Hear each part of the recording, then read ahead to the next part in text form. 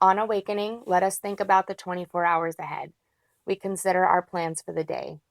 Before we begin, we ask God to direct our thinking, especially asking that it be divorced from self-pity, dishonest, or self-seeking motives. Under these conditions, we can employ our mental faculties with assurance, for after all, God gave us brains to use. Our thought life will be placed on a much higher plane when our thinking is cleared of wrong motives. In thinking about our day, we may face indecision. We may not be able to determine which course to take.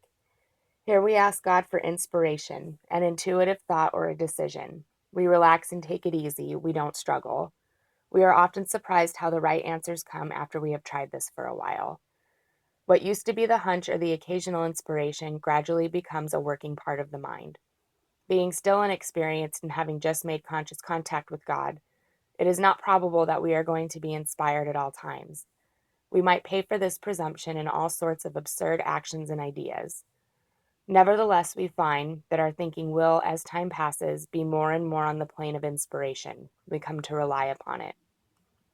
We usually conclude the period of meditation with a prayer that we be shown all through the day what our next step is to be, that we be given whatever we need to take care of such problems. We ask especially for freedom from self-will and are careful to make no request for ourselves only. We may ask for ourselves, however, if others will be helped. We are careful never to pray for our own selfish ends.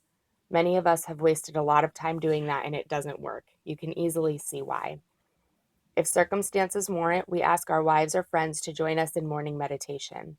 If we belong to a religious denomination which requires a definite morning devotion, we attend to that also.